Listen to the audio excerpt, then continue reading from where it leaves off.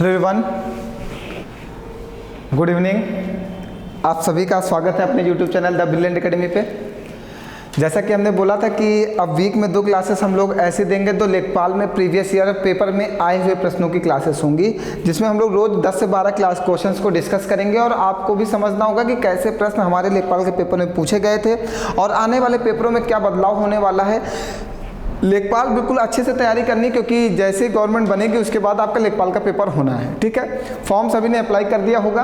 तो हम लोग आज से डिस्कस करना स्टार्ट करेंगे लेखपाल के प्रीवियस ईयर पेपर के आए हुए मैथ के बेहतरीन प्रश्न। ठीक है, तो सभी लोग तैयार हो बिल्कुल अच्छे से, मेहनत से पढ़ेंगे लेखपाल के देखिए हम लोग चैप्टर वाइज तो पढ़ ही रहे हैं। अब एक और प्रोसेस लेके आ रहे हैं कि लेखपाल के आए हुए प्रश्नों को आपको देखना बहुत जरूरी है कि लेखपाल ने कैसे कैसे प्रश्न आपके पेपर में पूछा था। तो सभी लोग तैयार हैं बिल्कुल। चलिए फिर स्टार्ट किया जाए क्लास। आइए देखते हैं, सभी लोग बिल्कुल मन लगा के समझिएगा कि जो पढ़ाया जा रहा है वही आ रहा है, जो आप पढ़ रहे हो वही पूछा गया है या कुछ और पूछा जा रहा है। आपको कैसी और तैयारी करनी है, आपको अपनी तैयारी को कितना और बढ़ाना है, कितना ज़्यादा इंप्रूव करना अपने अंदर, आपको सब कुछ समझना होगा कि आप कैसे कैसे प्रश्नों का उत्तर नहीं दे पा रहे हो और कैसे कैसे प्रश्न पेपर में पूछे जा रहे हैं। ये सारी चीज़ आपको जानना बहुत जरूरी है। अगर आप एक अच्छे कंपटीटर हो, आप इस बार 22 में जॉब लेना चाहते हो, तो आपको मेहनत करनी होगी और समझना होगा कि पेपर क्या पूछता है, आप क्या पढ़ रहे हो, आप सही पढ़ रहे हो कि गलत पढ़ रहे हो। ये सारी चीज़ें आपको जाननी होंगी पेपर के लिए। जब तक आप ये नहीं जान पाओगे कि आपने सही पढ़ाई की या गलत पढ़ाई की, आपको जो प्रश्न पढ़ाए जा रहे हैं वो सही पढ़ाए जा रहे हैं, गलत पढ़ाया जा रहा है, पेपर में पूछा जाएगा या नहीं जाएगा, या सिर्फ बेवकूफ़ बनाया जा रहा है। तो सभी बच्चों को ये जानना होगा कि आप जो पढ़ रहे हो वो पेपर पूछता है या नहीं पूछता। चलिए फिर स्टार्ट किया जाए आज की क्लास। रोज हफ्ते में 2 से 3 क्लास आपको प्रोवाइड की जाएंगी। अगर आप लोग मन लगा के पढ़े तो 100% गारंटी लेता हूँ ये क्लासेस बंद नहीं करूँगा, आपको देते रहेंगे। ठीक है, लेकिन आपका सब सहयोग और सपोर्ट होगा तभी। जैसे ये दे रहे हैं ऐसे ही कांस्टेबल के प्रीवियस ईयर पेपर की क्लास देना भी स्टार्ट कर देंगे। लेकिन सबसे पहले आपका अहम योगदान हमारे साथ होना चाहिए, आपका सहयोग होना चाहिए, आपका सपोर्ट होना चाहिए। ठीक है, अब सहयोग और सपोर्ट तो आप समझ चुके होंगे, हम इससे ज़्यादा आपसे कुछ नहीं कहना चाहते हैं। आप सब कुछ समझ रहे हो, आप समझदार हो, एक कंप्यूटर हो, एक अच्छे नागरिक हो, एक अच्छे विद्यार्थी हो, सब कुछ आपके अंदर सारी क्वालिटियाँ हैं। चलिए फिर आइए क्लास स्टार्ट करते हैं। पहला प्रश्न सब लोग समझते हुए चलेंगे। ठीक है, प्रश्नों को समझना है और एक एक प्रश्न को अच्छे से समझ के उसको सॉल्व करना है। कह रहा है एक त्रिभुजाकार खेत का परिमाप। ठीक है, सबसे पहले तो एक त्रिभुज दिया गया है, सुनते जाइएगा बस। एक त्रिभुज है ये हमारे पास। ठीक है, एक त्रिभुजाकार खेत का परिमाप 540 मीटर है। जब भी किसी भी चीज के परिमाप की बात करेगा तो परिमाप मीन्स होता है सभी भुजाओं का योग। सभी भुजाओं का योग ही क्या होता है? परिमाप होता है, चाहे वो वर्ग हो, वो चाहे आयत हो, चाहे वो त्रिभुज हो। ठीक है, सभी भुजाओं का योग ही क्या होता है? परिमाप होता है। ठीक है, तो परिमाप हमें इस त्रिभुज का परिमाप दे रखा ABC। हमने कह दिया कि ये भुजा A है, ये भुजा B है, ये भुजा C है। ठीक है, और उसने भुजाओं में अनुपात दे रखा है। तो हमने कह दिया कि ये वाली भुजा जो अनुपात दिया है A अनुपात B अनुपात C, कितना? 5:12:13।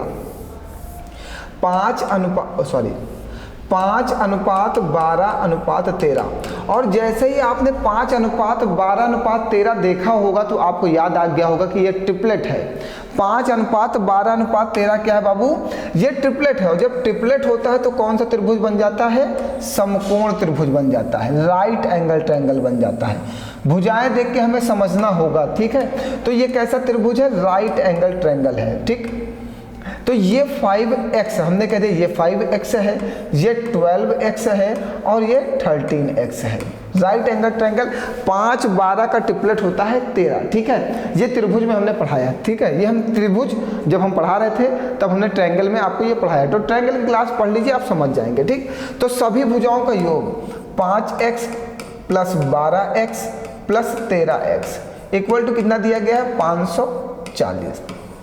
तो 13, 12 और 15 कितना होगा? ये 12, 5, 17, 17, 3, 20, 30। 30x की वैल्यू 540। ठीक है, एक जीरो से एक जीरो काट दिया, ये 18 3 54। तो x की वैल्यू कितनी आ गई? 18। x बराबर 18 आ गया। अब बात समझते जाइएगा। अगर उस x की वैल्यू इसमें पुट कर दो तो ये 5 × 18 और 18 पंचे 90, मीन्स हाइट कितनी आ गई हमारी? 90। उस x की वैल्यू इसमें पुट कर दो 12 × 18। तो 12 × 8 = 96 का 6 हाथ से लगेगा 9, और हाँ 12 का 9 12 और 9 सॉरी 12 × 96 का 6 हाथ से लगेगा 9, 12 का नाम 12 और 9 12 9 21, ठीक है 216। अब समझते जाना। अब एक बात और समझना, अब जब ये राइट एंगल ट्रायंगल हो गया तो हमारा इस वाले ट्रायंगल से कोई मतलब नहीं, इस वाले ट्रायंगल को हटा देते हैं। चलो भैया तुम जाओ। अब हमसे क्या कहा, इस खेत का क्षेत्रफल क्या होगा, तो राइट एंगल ट्रायंगल का क्षेत्रफल, त्रिभुज का क्षेत्रफल, त्रिभुज ट्रायंगल का क्षेत्रफल क्या होता है 1/2 लंबाई गुणे चौड़ाई, बेस इंटू हाइट, आधार गुणे ऊंचाई। तो 1/2 आधार कितना हमारा 216 है और ऊंचाई कितनी हमारी 90। इसको काट दीजिए, 2 × 9 2, 2 × 8 16, एक जीरो है, एक जीरो लगा दो, 9 × 8 72 और 9 × 9 9, 9720 वर्ग मीटर। बताओ कोई परेशानी है? तो ऐसे प्रश्न हमने ट्रायंगल में आपको पढ़ाए हैं, ट्रायंगल में हमने आपको बहुत सारे ऐसे प्रश्न पढ़ाए हुए हैं। ऑफलाइन बच्चे तो बहुत अच्छे से समझ रहे होंगे, जिन्होंने हमसे ऑफलाइन क्लास की है उनको हूबहू प्रश्न ऐसे बहुत सारे पढ़ाए गए ना, सेम टू सेम। तो ऐसे प्रश्न आपके पेपर में आ सकते हैं। तो सबसे पहले जब भी देखो, जब भी क्वेश्चंस में आपके सामने ट्रायंगल का प्रश्न आए तो सबसे पहले आप ट्रायंगल में ये पहचाना कि ट्रायंगल है कैसा, राइट एंगल ट्रायंगल है, इक्विलेटरल ट्रायंगल है, स्केलर ट्रायंगल है, कैसा ट्रायंगल है। जब वो ट्रायंगल के बारे में आप समझ जाओगे ना, कि जब आपको समझ में आएगा ये राइट एंगल ट्रायंगल, तो राइट एंगल ट्रायंगल में आपको पता है इसका एरिया निकालने के लिए हम लोग 1/2 आधार गुणे ऊंचाई लगाते हैं। जैसे हमारे पास समझ में आता है कि ये इक्विलेटरल ट्रायंगल है तो हम लोग एरिया निकालने के लिए लगाते हैं √3/4 भुजा स्क्वायर। समबाहु त्रिभुज मतलब इक्विलेटरल ट्रायंगल मींस समबाहु त्रिभुज, समबाहु त्रिभुज का क्षेत्रफल होता है √3/4 भुजा स्क्वायर। अब जैसे स्केलर ट्रायंगल की बात करते हैं, स्केलर ट्रायंगल मींस होता है विषम बाहु त्रिभुज। विषम बाहु त्रिभुज के जब भी हमें एरिया निकालना होता है तो हम लोग फॉर्मूला लगाते हैं √S, S - A, S - B, S - C। S होता है हमारा अर्ध परिमाप। अगर आप बात करें तो एक बार हम आपको नॉर्मली समझा देते हैं। ये हमारा राइट एंगल ट्रायंगल है, ठीक है ABC। जब भी राइट एंगल ट्रायंगल का एरिया निकालना हो, क्षेत्रफल निकालना हो तो लगाते हैं 1/2 आधार गुणे ऊंचाई, ठीक है। और ये हमारा समबाहु त्रिभुज, हमने कह दिया ये समबाहु त्रिभुज, इसकी सभी भुजाएं आपस में बराबर होती हैं, वो हमारा समबाहु त्रिभुज होता है। जिसकी सभी भुजाएं आपस में बराबर हो वो समबाहु त्रिभुज होता है। इसका एरिया निकालते हैं √3/4 भुजा स्क्वायर से। हमने कह दिया ये हमारा विषम बाहु त्रिभुज है ABC, विषम बाहु त्रिभुज है, जिसकी सभी भुजाएं आपस में बराबर ना हो, विषम बाहु त्रिभुज। तो इसका हम लोग एरिया निकालते हैं √S, S - A, S - B, S - C। ये सब हमने आपको पढ़ाया भैया। तो एक बार आप लोग ट्रायंगल की क्लास देख लीजिएगा। S बराबर होता है अर्ध परिमाप, मीन्स सभी भुजाओं का योग बटे 2, ये हमारा अर्ध परिमाप होता है, ठीक है। ये हमने ट्रायंगल के बारे में सब कुछ पढ़ाया है, हमारी क्लासेस अपलोड है। आप सभी लोग जिन्होंने नहीं पढ़ा है वो सभी लोग एक बार जाके क्लासेस पढ़ लो। अगर भैया सिलेक्शन लेना है तो पढ़ो, अगर नहीं लेना तो मत पढ़ो। अगर 2022 आखिरी है आपका, आप चाहते हो कि इस साल आपको नौकरी मिल जाए तो पढ़ो, बस यही आखिरी है अगर आप करना चाहते हो। तो ये क्वेश्चन सबको समझ में आ गया। जैसे ही हमने 5 12 13 देखो थोड़ा सा तो जॉब पाने वाले बच्चे थोड़ा सा एक्टिव होते हैं, उनको सब छोटी छोटी चीज़ें समझ में आती हैं कि ये है क्या, ठीक है। जो जितने भी बच्चे जॉब पाने वाले होते हैं ना, जो जॉब पाने की लाइन में लगे होते हैं, और हम भी उन्हें पहचान जाते हैं कि इनको मिल जाएगी, क्योंकि वो क्वालिटी उनके अंदर से झलकने लगती है, ठीक। जैसे ही वो 5 12 13 देखेंगे उनके समझ में आ जाएगा ये राइट एंगल ट्रायंगल है। दूसरी चीज उनको देखना कि हमें क्या निकालना है, क्षेत्रफल। क्षेत्रफल निकालना तो एरिया हमें निकालना है। एरिया जब उनके दिमाग में आएगा राइट एंगल ट्रायंगल है, एरिया निकालना तो 1/2 आधार गुणे ऊंचाई लगा दो। फिर सोचेंगे आधार गुणे ऊंचाई हमें चाहिए, तो आधार और ऊंचाई होना तो चाहिए, तो फिर वो जाएंगे परिमाप के पास, देखेंगे परिमाप तो दिया गया, तो उनको पता है परिमाप सभी भुजाओं का योग ही परिमाप होता है। वो सभी भुजाओं को जोड़ेंगे और सीधे परिमाप से उसकी भुजा x की वैल्यू निकाल लेंगे, x की वैल्यू लाके पुट कर देंगे, भुजाएं पता कर लेंगे और क्षेत्रफल निकल आएगा। बात क्लियर है? तो जितने भी पढ़ने वाले विद्यार्थी उनको अच्छे से समझ में आ रहा होगा, हम उम्मीद करते हैं ना। चलिए आइए अगला प्रश्न लेते हैं। दिया गया 3 संख्याओं का योग, हमने कह दिया 3 संख्याएं a + b + c हैं, इनका योग दिया गया कितना 392। कह रहा है पहली संख्या और दूसरी संख्या का अनुपात, पहली संख्या और दूसरी संख्या का अनुपात 2:3 है। दूसरी संख्या और तीसरी संख्या का जो अनुपात है, दूसरी संख्या और तीसरी संख्या का जो अनुपात है वो 5:8 है। तो तीसरी संख्या क्या है? सबसे पहले जब भी रेशियो बन के आए तो आपको रेशियो में सबसे पहले रेशियो बनाना होगा A ratio B ratio C। तो ये कैसे बनाते हैं? ऐसे बनाते हैं A रेशियो B, B के नीचे ही B के रेशियो को लिखते हैं और आगे C का रेशियो लिखते हैं। तो A ratio B means 2 ratio 3, और B के रेशियो के नीचे ही B की वैल्यू यहाँ पे कितनी? 5, तो B के नीचे ही 5 रखेंगे, आगे रख देंगे 8। इतनी बात क्लियर हो गई? नहीं दिखाई दे रहा? चलो अब बताना, दिखाई दे रहा है? क्लियर? चलिए आप समझना भैया, ये बात आप हमेशा ध्यान रखिएगा, रेशियो बनाते वक्त जो कॉमन वैल्यू हो वो हमेशा बीच में होनी चाहिए और उसकी वैल्यू के नीचे ही उसकी वैल्यू रखी जाएगी। जैसे यहाँ पे b की वैल्यू 3 है और यहाँ पे b की वैल्यू 5 है, तो देखो एक दूसरे के नीचे ही इसकी वैल्यू पुट की जाएगी। ये रेशियो मेथड होता है, ठीक है। इसका गुणा इसमें करते हैं, 2 पंची 10 रेशियो, इसका गुणा इसमें करते हैं, 3 पची 15 रेशियो, इसका गुणा इसमें करते हैं, 3 8 24। ये सभी का रेशियो आ गया। तो यहाँ पे दिया गया a प्लस बी प्लस सी, हमने कह दिया a जो है 10x है, b जो है 15x है और c जो है 24x है, जो दिया गया 392 दिया गया, ठीक है। तो 10 15 25 25 और 24 49, ठीक है। ये 49x इक्वल टू आ गया 392। अब ये काटिएगा, 7 सते 49, ये 7 पचे 35 और 4 जाएगा 7 छंग 42, ये 7 8 56। x बराबर कितना आ गया हमारा? 8। x का मान 8 आ गया। हमें बताना क्या है? हमें बताना है कि तो तीसरी संख्या क्या है? तो तीसरी संख्या मीन्स 24x, तीसरी संख्या हमारी 24x तो है, c बराबर हमारा 24x है, तो 24 गुणे 8 कर दीजिएगा। 8 चौको 32 का 2 हाथी लगा 3, 8 चौको 32 का 2 हाथी लगा 3, 8 2 16 और 3 19, 192। तीसरी संख्या के 192। बताओ कोई डाउट कहीं पर? सबको समझ में आ रहा है? तो प्रश्नों को थोड़ा सा देखो मॉडरेट दिया गया था, लेखपाल का पेपर था, 2015 का लेवल है, तो थोड़ा सा मॉडरेट था। तो इस बार हम सोचते थोड़ा सा तो और मॉडरेट होने वाला हमारा पेपर। देखिए शॉर्ट ट्रिक नहीं काम कर रहे हैं कहीं कहीं पर, लॉन्ग मेथड पे हम लोग जाके क्वेश्चंस को लगा पा रहे हैं, क्योंकि कैलकुलेटिव क्वेश्चन डाला था लगभग 25 में 10 प्रश्न ऐसे थे जो कैलकुलेटिव थे, जहाँ पे शॉर्ट ट्रिक का उपयोग नहीं हो पा रहा था, ठीक है। आइए आगे बढ़ाया जाए। चलिए अगला प्रश्न दिया गया। अब देखिए कितने खतरनाक प्रश्न दे रहा है। कह रहा है इसके वर्गमूल में कौन सा सबसे छोटा भिन्न घटाया जाए जिससे प्राप्त परिणाम एक पूर्ण वर्ग हो जाए। मीन्स 93025 के वर्गमूल से कुछ घटाया जाए, कुछ घटाया जाए, हमने कह दिया x घटाया जाए, जिससे जो प्राप्त मान है वो पूर्ण वर्ग हो जाए। पूर्ण वर्ग का मतलब जैसे क्या? जैसे हमने कहा कि 25 का स्क्वायर 625, ये पूर्ण वर्ग है। दशमलव में कोई संख्या उसके पीछे ना हो, वही हमारा पूर्ण वर्ग है। तो सबसे पहले आप ये बताओ ये किसका स्क्वायर है? ये संख्या जो इसके अंदर दी गई है किसका स्क्वायर? कितने लोग पहचान पा रहे हो? देखो हमने निकालने का तरीका बताया आपको। जब भी आपको किसी संख्या में लास्ट में 25 दिख जाए तो मतलब वो 5 का स्क्वायर तो है ही है, क्योंकि हमने जैसे 5 का, इसको 25 का स्क्वायर निकालना है, 25 का स्क्वायर निकालना, तो कैसे?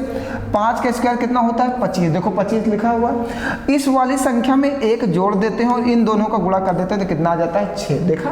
ऐसे जिस संख्या के लास्ट में 5 हो तो वो उसके लास्ट में 25 जरूर जाएगा। तो 25 का कितना बाहर आ जाता है? 5। तो ये हमने 25 का क्या लिख दिया? 5। अब ये संख्या जो है ये दो संख्याओं का गुणा है। देखो आगे वाली संख्या जो है किसका मल्टीप्लाई है? 2 और 3 का। यहाँ पे 2 है और यहाँ पे 3 है, तो ये संख्या भी मल्टीप्लाई है किसका? 31 और 30 का। 31 और 30 का मल्टीप्लाई कितना होता है? 393। सॉरी 3 एक 9 3 3 3 9 930 होता कि नहीं होता? 31 और 30। तो यहाँ वाली संख्या क्या है? इससे एक कम है ना, ये एक ज़्यादा है, तो ये संख्या हो जाएगी 30.5। ये 30.5 का स्क्वायर है, आप चेक कर लीजिएगा, ठीक है।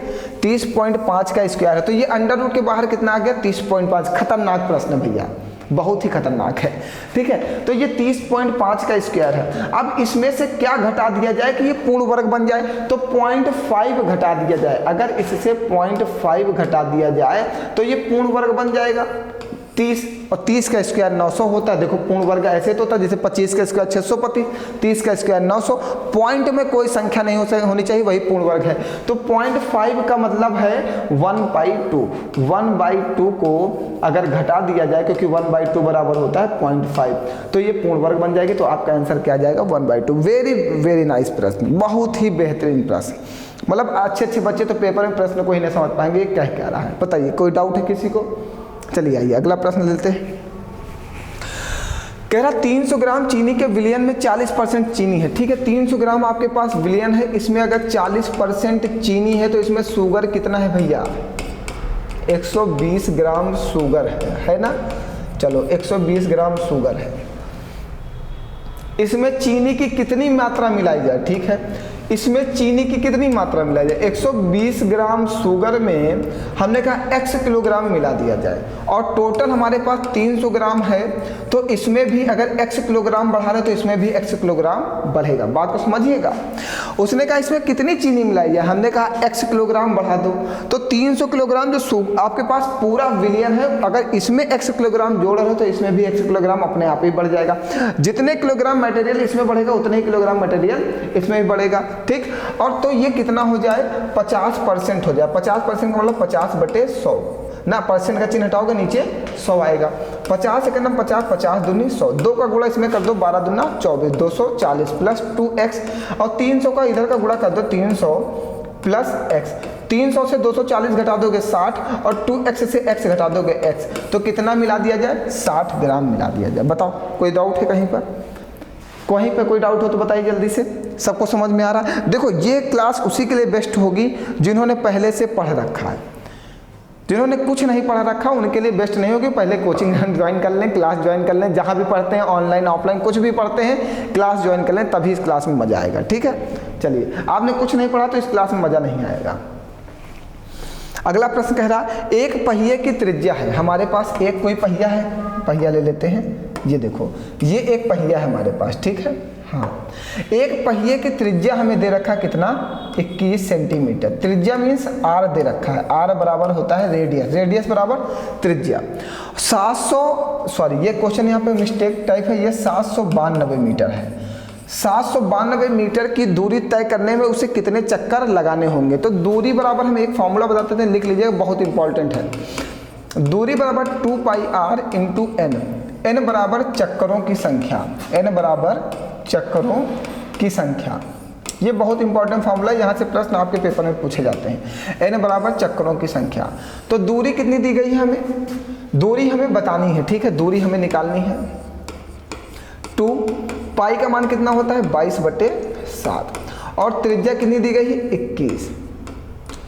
अच्छा दूरी दी गई क्या बेटा? हाँ 792 मीटर की दूरी, सॉरी ये दिया गया है आपको 792 मीटर।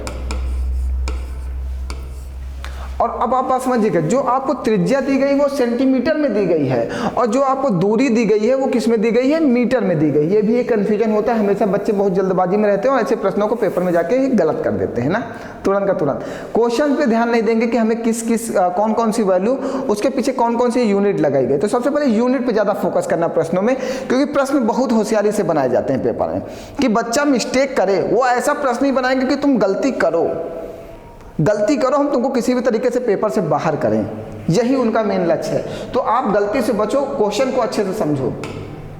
उसने कहा पहिए की त्रिज्या 21 मीटर है और दूरी जो है मीटर में दे रखा है। पहिए की त्रिज्या सेंटीमीटर में, दूरी मीटर में है, तो आप जो दूरी मीटर में है इसको सेंटीमीटर में कन्वर्ट करने के लिए क्या कर दो? 100 से मल्टीप्लाई कर दो, क्योंकि 1 मीटर में 100 सेंटीमीटर होते हैं, तो दूरी भी हमारी मीटर में कन्वर्ट हो गई। ठीक है, अब कहीं नहीं गलत हो सकता। अब ये इसको कैलकुलेट कर लो और कैंसिल आउट कर लो, जो भी हो। चलो कैलकुलेट कर लो, ये 7 त्रिक 21 काट दो, कट जाएगा। आइए इसको काटो, 3 दूनी 6, एक हाथ से जाएगा 3 छंग 18, एक हाथ से जाएगा 3 चौको 12। फिर इसको काट दो 11 से, 11 दूना 22। अब इसको काटो 11 दूना 22, 4 जाएगा 11 चौको 44, 2 दूनी 4 और 4 छंग 24। ये 6 का 100 में गुणा करोगे तो n बराबर 600 आ जाएगा। है ऑप्शन में देखो 600। बताओ, तो इस फॉर्मूले को मत भूलना बाबू, नहीं तो क्वेश्चन नहीं होगा पेपर में। ठीक है, इस फॉर्मूले को मत भूलना, बिल्कुल मत भूलना। ये फार्मूला बहुत इंपॉर्टेंट है, बहुत सारे पेपरों में इसके ऊपर प्रश्न पूछे जाते हैं। अब बच्चा इसको भूल जरूर जाता है। और हमेशा यूनिट पे ध्यान रखना कि दूरी किस में दे रहा है, मीटर में दे रहा है कि किलोमीटर में दे रहा है कि सेंटीमीटर में दे रहा है, त्रिज्या मीटर में है कि सेंटीमीटर में है, हमें आंसर मीटर में देना है कि सेंटीमीटर में देना। जो भी पूछेगा उसके अनुसार चलना, याद करके मत जाना कुछ भी, ठीक है बेटा। आइए आगे बढ़ाया जाए। तो ये क्वेश्चन समझ में आ गया सबको, सिर्फ वैल्यू पुट करनी है और कुछ नहीं करना था। आइए अगला प्रश्न लेते हैं, नेक्स्ट नंबर का। कह रहा है एक स्कूटर और एक मोपेड के मूल्यों में अनुपात है। एक स्कूटर है और एक मोपेड है, इसके मूल्यों में जो अनुपात है वो 9:5 है। कह रहा है यदि स्कूटर और मोपेड के मूल्य में अंतर, इन दोनों का जो मूल्य में अंतर है, कितने का अंतर है, 4 यूनिट का। 4 यूनिट का अंतर जो है वो 4200 है। तो 1 यूनिट का मान कितना हो जाएगा, 4 × 9 4 और 1 0 बढ़ाओगे, 4 × 5 20, 1050। बताओ कोई पर समस्या है? हमने कह दिया स्कूटर जो है 9 यूनिट है, मोपेड जो है 5 यूनिट है। यही तो कह रहा है 9:5 है, इनके मूल्यों में अनुपात जो है 9:5 है। तो हमने कह दिया ये 1 मिनट, हमने कह दिया ये 9 यूनिट है और ये 5 यूनिट है। बात क्लियर है? उसने कहा इनके मूल्यों में जो अंतर है, स्कूटर और मोपेड के मूल्यों में जो अंतर है वो है 4200 रुपये अधिक है। तो हमने कह दिया ठीक, इनके मूल्यों का जो अंतर है वो कितना है, 4 यूनिट। 4 यूनिट का मान 4200 है, तो 1 यूनिट का मान कितना हो गया, 1050 हो गया। तो मोपेड का मूल्य क्या है, मोपेड हमारा कितना है, 5 यूनिट है। तो 1 यूनिट का मान इतना है, तो 5 यूनिट का मान निकालना है। तो 1050 × 5 कर दो, 5 0 0 हम 25 और 5 × 9 5, तो 5250 रुपये किसका मूल्य आ जाएगा, मोपेड का। बताओ कोई परेशानी है? ये अभी हम एक एज रिलेशन के क्वेश्चंस करा रहे थे क्लास में, हमें याद है, उसमें हमने ये मेथड आपको सिखाया था। तो जितने बच्चों ने वो क्लास ज्वाइन की उनको ये मेथड समझ में आ रहा होगा। बहुत ही आसान है, बहुत नॉर्मल तरीके से लग जाएगा, ठीक है। XYZ ज़्यादा मानने की जरूरत नहीं होती पेपर में। 1 मिनट, XYZ न मानना।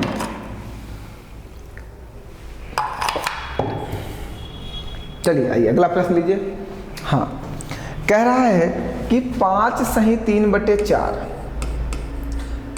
4 सही 4/5, 7 सही 3/8 के योगफल में कौन सा भिन्न जोड़ा जाए ताकि परिणाम एक पूर्ण संख्या हो जाए। भैया पूर्ण संख्या का मतलब होता है संख्या के बटे में कुछ मत हो। जैसे कि पूर्ण संख्या 2 है, 4 है, 6 है, ये सब पूर्ण संख्या है। तो जैसे हमने एक संख्या लिख दी, बात को समझना, हमने एक संख्या लिख दी 2 सही 1/2, हमने कह दिया इसमें कितना जोड़ दिया जाए तो ये पूर्ण संख्या से पूर्ण संख्या बन जाए। तो 2 सही 1/2 का मतलब लिखा है ये 2.5 लिख सकते हैं। अगर इसमें 0.5 जोड़ दिया जाए तो ये 3 बन जाएगी और ये हमारी क्या हो जाएगी, पूर्ण संख्या हो जाएगी, ठीक है। इतनी सी बात कह रहा है, ये इतनी बात क्लियर हो गई। हमने कहा एक संख्या हमारे पास 2 सही 1/2 है, इसमें क्या जोड़ दिया जाए कि एक पूर्ण संख्या बन जाए। 2 सही 1/2 का मतलब लिखा हुआ है 2.5, तो हमने कहा इसमें 0.5 जोड़ दिया जाए तो ये पूर्ण संख्या बन जाएगी। तो हमने कहा 0.5 जोड़ दो तो ये हमारी पूर्ण संख्या बन जाएगी। बस यही प्रश्न यहाँ पे कह रहा है, आप समझना। तो ये इसके आगे जो संख्या है 5, 4 और 7 लिखी हुई, इन तो पूर्ण संख्या में ही हैं। तो 3/4 प्लस जो पूर्ण संख्या में नहीं उनको उठा लो, 3/8, ठीक है। ये इतनी बात क्लियर हो गई। यहाँ तक कि कोई डाउट है, बताओ कहीं पर कोई डाउट? चलिए अब इसका एलसीएम ले लीजिए, नीचे वाली संख्याओं का एलसीएम लीजिए। एलसीएम कितना होगा, 40, 4 दहम 40, 10 तिहाई 30, 5 8 40, 8 चौको 32, 8 5 40, 5 तिहाई 15, 30 30 60 और 10 77 77 77/40। अब इसको क्या लिख सकते हो, 40 से करना 40, 37/40। देखो 40 से करना 40 और 40 में 37 जोड़ोगे तो 77 आएगा, ठीक है। एक भी जो है वो हमारा पूर्ण संख्या बन गया, इसको हटा दो, हमारा जो बचा 37/40। इसमें हम कितना जोड़ दें तो ये पूर्ण संख्या बन जाए। तो देखो ऊपर कितना जोड़ दिया जाए, ऊपर कितना जोड़ दिया जाएगा, 3 और बटे में 40 है, तो 3/40 जोड़ दिया जाए तो ये क्या बन जाएगा, पूर्ण संख्या बन जाएगा। बस यही पूछा था। ऊपर कितना कम है, नीचे वाली संख्या से ऊपर कितना कम है, 3 कम है, तो हमने कहा ऊपर 3 जोड़ दो और बटे में तो 40 है ही है, तो ये पूर्ण संख्या बनने के लिए कितना जोड़ना है, 3/40।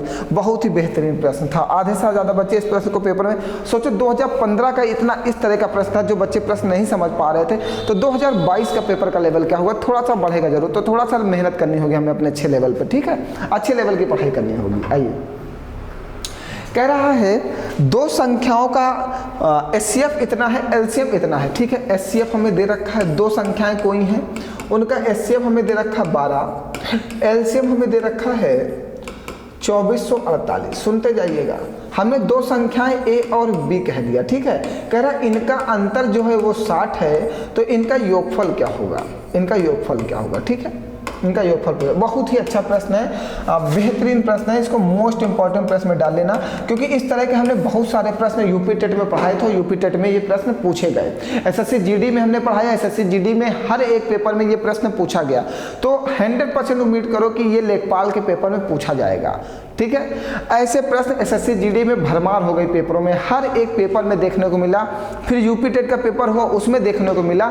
मतलब अब ये कांस्टेबल के पेपर में तो 100% मैं आज ही लिख दूं कि ये आएगा ही आएगा, कोई नहीं रोक सकता इसको, ठीक है। तो ये प्रश्न आएगा जरूर, ठीक। आइए अब सुनिएगा, हमें a प्लस बी बताना है। अगर हमारे पास a की वैल्यू आ जाए और b की वैल्यू आ जाए, तभी हम a प्लस बी बता सकेंगे। तो हमने अभी आपको एक चीज पढ़ाया, ये फॉर्मूला होता है LCM into HCF equal to first number into second number, ठीक है। हमें एलसीएम दे रखा 2448, 2448। हम इसको ये लिख सकते हैं 2448 का हम फैक्टर कर दें सीधे, इसका हम फैक्टर करके लिख रहे हैं। क्या लिख सकते हैं, 20/4 गुणे 12 गुणे 12। देखो जो हमने ये लिखा है, ये यही लिखा हुआ है, लिखा हुआ है कि नहीं, एलसीएम, और ये 12 था, हमने ये 12 लिख दिया। First number into second number means A गुणे बी, ठीक है। हमने कहा हमें ए मिल जाए और बी मिल जाए तो हम आंसर निकाल लेंगे। चलो ए और बी मिलता है। सबसे पहले एक बात को ध्यान देना, इसका एचसीएफ कितना है, 12, और जो मासा होता है वो दोनों संख्याओं में क्या होता है, कॉमन होता है। जो मासा होता है वो दोनों संख्याओं में क्या होता है, कॉमन होता है, ठीक। तो 1/12 ये है और 1/12 ए है, तो हमने कह दिया 1/12 इनको दे दो, 1/12 इनको दे दो, तो ये दोनों तो चले गए। अब हमारे पास कितना बचा, 204। 204 का फैक्टर कर दो, किस में कर दें, बताओ जल्दी से बताओ, किस में फैक्टर कर दें। इसको फैक्टर करो 17 गुणे 12 में। देखो 17 गुणे 12 इसका फैक्टर हमने कर दिया, तो हमने कह दिया 1/17 इसको दे दो और 1/12 इसको दे दो। मल्टीप्लाई कर दो, 17 दूना 34 का 4 हाथ से लगेगा 3, 17 दूना 34 का 4 हाथ से लगेगा 17 दूना 17 का नाम 17 और 3 20 और 12 पर हम 144। देखो इन दोनों का अंतर जो है वो 60 है कि नहीं, इन दोनों का जो अंतर कह रहा है, ये देखो अंतर कह रहा है वो कितना है, 60 है कि नहीं है।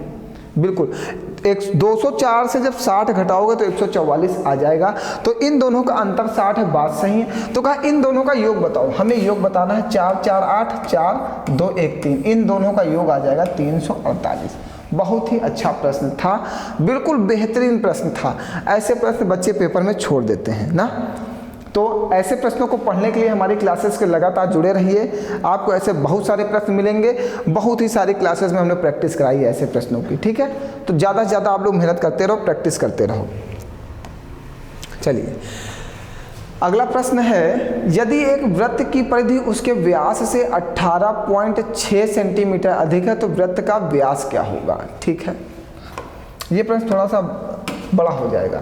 एक वृत्त की परिधि जो है उसके व्यास से इतना अधिक है, ठीक है। तो हमने कह दिया वृत्त का जो व्यास है वो d है, वृत्त का व्यास क्या है, d है। तो परिधि जो है वो व्यास से कितना ज़्यादा है, परिधि जो है व्यास से कितना ज़्यादा है, 18.6 ज़्यादा है। जो उसने कहा हमने उतना लिख दिया। हमने कह दिया उस वृत्त का जो व्यास है वो d है और परिधि जो है व्यास से 18.6 सेंटीमीटर ज़्यादा है, तो हमने व्यास में 18.6 सेंटीमीटर जोड़ दिया और हमने कह दिया ये इसका परिधि हो गई, ठीक है। अब समझिएगा आगे क्या कह रहा, तो वृत्त का व्यास क्या होगा, तो वृत्त का व्यास क्या होगा। अब सुनिएगा, परिधि क्या होती है, वृत्त की परिधि क्या होती है, 2 पाई आर, और वृत्त की परिधि बराबर क्या दिया गया है, d प्लस 18.6। सुनते जाना, बस सब कुछ निकल आएगा, यहीं से सब कुछ निकालेंगे, बिल्कुल निश्चिंत रहिए, ठीक है। अब समझना, व्यास हमारे पास d है और व्यास हमारा क्या होता है 2r। व्यास को हम लोग जो त्रिज्या का 2 गुना होता है वही हमारा क्या होता है, व्यास होता है। जो त्रिज्या का 2 गुना होता है वो हमारा क्या होता है, व्यास होता है। अब सुनते जाना बस एक एक चीज को। तो यहाँ पे देखो ये 2r लिखा हुआ है, तो हम इसकी जगह पे लिख सकते हैं d लिख सकते हैं, बिल्कुल लिख सकते हैं, कोई प्रॉब्लम नहीं। और पाई का मान कितना लिख दिया, 22/7 इक्वल टू d प्लस 18.6। इस 7 का गुणा इधर कर दो तो ये 22d हो जाएगा। तो ये 7d और प्लस का 7 छंग 42 का 2 हासिल लगेगा 4, 7 8 56, 56 और 4 60 का 0 हासिल लगेगा 6, 7 का नाम 7 6 13, 130.2 आ जाएगा, ठीक। अब ये इधर आ जाएगा तो माइनस हो जाएगा, तो 15d इक्वल टू हो जाएगा 130.2 हो गया। अब 15 से इसको काट दो, d बराबर 130.2/15, तो लास्ट में 2 है तो 15 8 120 आंसर में लास्ट में ये होगा, क्योंकि जब d निकल आएगा, d हमारा क्या है, व्यास है, वृत्त का व्यास ही तो पूछा है और वृत्त का व्यास हमारा क्या है, d है। हमें d की ही वैल्यू निकालना है। आप कैलकुलेट करिएगा, आपको आंसर यही मिलेगा। हमने कैसे सोचा, हमने कहा लास्ट में 2 है और 15 8 120 मीन्स लास्ट में 2 आएगा जब ये 8 बार जाएगा, तो आप कैलकुलेट करिएगा, आपको आंसर मिल जाएगा। बहुत ही बढ़िया प्रश्न था, बहुत बच्चे इसको छोड़ दिए होंगे पेपर में, 2015 में गारंटी के साथ छोड़ दिए होंगे, इस लेवल तक वो सोचे ही नहीं होंगे। तो हमें ये लग रहा है कि पेपर का लेवल बढ़ेगा, 2022 और बेहतरीन लेवल पे जाने वाला है। तो सभी लोग अच्छे से मेहनत करो और बेहतरीन लेवल पे पढ़ाई करनी है, हमें बढ़िया लेवल पे पढ़नी है, अच्छे से लेवल पे पढ़ाई करनी है। आइए आगे बढ़ाया जाए। चलिए 10 नंबर का प्रश्न लेते हैं और इसके बाद फिर कल से कंटिन्यू करते हैं ना। हम थोड़े थोड़े प्रश्न रोज कराते चलेंगे, ठीक है, थोड़े थोड़े से रोज मिलेंगे आपको। कह रहा कोई व्यक्ति 8 रुपए में 10 वस्तु खरीदता है, उन्हें 1.25 प्रति वस्तु की दर से बेचा जाता है, तो उसका लाभ प्रतिशत क्या होगा, ठीक है। आपने 8 रुपए में कितनी वस्तु खरीदी है, 10 वस्तु खरीदी हैं, 10 वस्तु खरीदी। अब सुनते जाइएगा, फिर क्या कह रहे हैं, 1.25 रुपए प्रति वस्तु पर, मीन्स खरीदा था 8 रुपए में 10 और बेच रहे हो 1.25 रुपए प्रति वस्तु, 1.25 रुपए प्रति वस्तु। जब एक वस्तु की कीमत 1.25 रुपए है, अभी ऐसे लिख देते हैं, चलो CP लिखते हैं, CP और एक लिखते हैं SP। यहाँ पे लिखते हैं 10 वस्तु, ये वस्तु है, आपने 10 वस्तु खरीदी है, कितने रुपए में, 8 रुपए में। फिर आप 10 वस्तु बेचोगे, एक वस्तु की कीमत कितनी है, 1.25 रुपए, तो 10 वस्तु की कीमत कितने रुपए हो जाएगी, 12.5 रुपए। तो आपने एक वस्तु 10 वस्तुओं को 8 रुपए में खरीदा है और 12.5 रुपए में बेचा, तो आपको लाभ हो गया कितने रुपए का, 4.5 रुपए का। आपसे कहा लाभ प्रतिशत क्या होगा, तो प्रॉफिट परसेंट इक्वल टू होता है प्रॉफिट इंटू 100 अपॉन में CP, ये फॉर्मूला होता है प्रॉफिट परसेंट का। तो प्रॉफिट कितने रुपए है, 4.5 रुपए है इंटू 100 अपॉन में CP। CP कितना है, 8, यहाँ से दशमलव हटाओगे नीचे कितना आ जाएगा, 10, ये 5 दूनी 10, ये 5 9 45, कैंसिल आउट हो गया।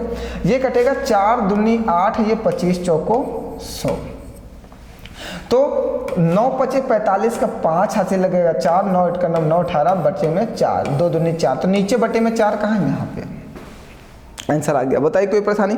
उसने कहा था 10 वस्तु 8 रुपए में खरीदी गई और जब बेचा तो एक वस्तु की कीमत दिया 1.25 रुपए, तो 10 वस्तु की कीमत कितने रुपए हो जाएगी, 12.5 रुपए हो जाएगी। तो हमने कहा कितने रुपए का लाभ हो रहा, तो 4.5 रुपए का लाभ हो रहा है। तो लाभ प्रतिशत क्या होगा, तो प्रॉफिट परसेंट बराबर होगा प्रॉफिट इंटू 100 अपॉन में CP। ठीक है, कैलकुलेट कर लिया, हमारा आंसर आ गया। चलिए आगे बढ़ते हैं। हाँ, यहाँ से अच्छा एक आयताकार वाला चलो बता ही देते, तुम्हारी बात है, तुम्हारा मन है तो बता देते, वरना मैं तो कल बताने के लिए कह रहा था। चलो समझ लो, एक आयताकार मेज की ऊपरी परत की सतह का परिमाप, आयत का परिमाप क्या होता है, 2L + B। ये आपका क्या होता है, परिमाप होता है। और हमें क्या बताना है, इसका क्षेत्रफल भी दे रखा है। क्षेत्रफल क्या होता है, लंबाई गुणे चौड़ाई होती है। हमें बताना क्या है, मेज का विकर्ण बताना है, मीन्स डायगोनल बताना है, ये बताना है हमें, मेज का विकर्ण बताना है। ये इस समय हम आयत पढ़ा रहे हैं। अभी जो हमने कल की क्लास में डिस्कस किया, हमने उसमें विकर्ण निकालना बहुत अच्छे से सिखाया है। अभी हम जो कल की क्लास डिस्कस कर रहे थे आपके साथ आयत की, तो जितने लोगों ने भी आयत की क्लास नहीं डिस्कस की हमारे साथ, वो एक बार जाके डिस्कस करेंगे। हमने वहाँ पे बहुत अच्छे से आयत का विकर्ण निकालना, परिमाप निकालना, क्षेत्रफल निकालना सब कुछ सिखा रहे हैं। अभी हमने स्टार्ट की है, ठीक है, क्लास को अभी हमने स्टार्टिंग दी है आयत की क्लास को, आज ही हमने स्टार्टिंग दी है। अब समझिएगा, आयत का परिमाप 28 मीटर है, 28 मीटर है, तो परिमाप हमें 28 मीटर दिया गया, लिख दिया। और 2l + b, यहाँ से l + b की आप लंबाई निकाल लो, लंबाई और चौड़ाई निकल आएगी। l + b बराबर 14, l + b बराबर 14। और आयत का क्षेत्रफल आपको दे रखा है, क्षेत्रफल कितना दे रखा है, 48। l × b का मान आपको दे रखा है 48। अब समझना, हम इसका फैक्टर कर दें 8 छंग 48, तो यहाँ देखो, यहाँ भी फैक्टर हो जाएगा 8 और 6। 8 और 6 का योग कितना होगा, 14। देखो 8 प्लस है, तो हम कह सकते हैं लंबाई हमारी 8 है और चौड़ाई हमारी 6 है। तो 8 और 6 14 और 8 छंग 48। देखो लंबाई और चौड़ाई का गुणा, मीन्स हमें लंबाई मिल गई 8 और चौड़ाई मिल गई 6। तो 8 × 28 64 और 6 छंग 36। ये 36 और 64 कितना हो जाएगा, √ में 100।